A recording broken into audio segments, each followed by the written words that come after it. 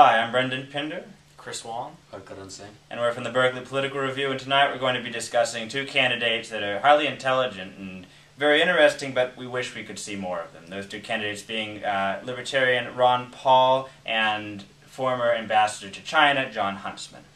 when you make comments like, you have to worry about the fence because the government might keep us in, it makes your electability a little bit suspect. It makes you sound like a conspiracy theorist. Now, he may be right. And actually, his point regarding the fence on the border, that's kind of valid, actually.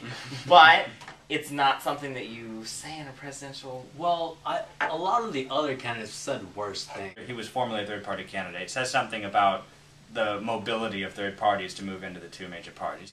I think in many ways the Republican Party is gravitating towards some libertarian ideals, but Ron Paul is libertarianism. I mean, he's an ideologue. If it's libertarian, that's what he believes. And lots of his views are in the vein of the conservative thought, but they're radical. Too radical. Yeah, and as much as I like him, as much as I love Ron Paul, he's not electable in a general election or a primary election. But the only thing I see against Paul is that he can't compromise, which I think is a good quality of a president. If he can't compromise, he's going to veto everything that moves. I still think he would be able to compromise, though, and I still think if elected, which is admittedly a slim shot, he could put through legislation. I think that the biggest problem for him, if he were ever to be elected, would be that his radical views would predispose him to troubles in negotiations.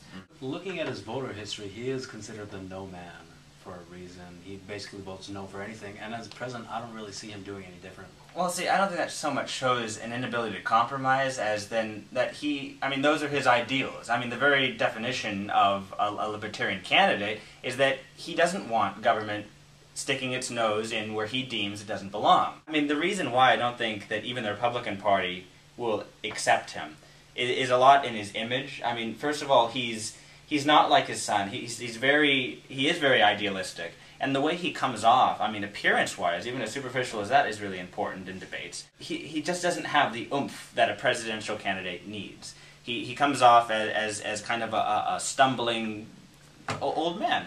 And that's not what he is. He is highly intelligent. It's just, he's not really what America sees when they think of the President of the United States, ideology aside. He's plain speak. He says what he means, and he means what he says. He believes in what he says, which I don't think you can say for almost any other candidate that's running. Yeah.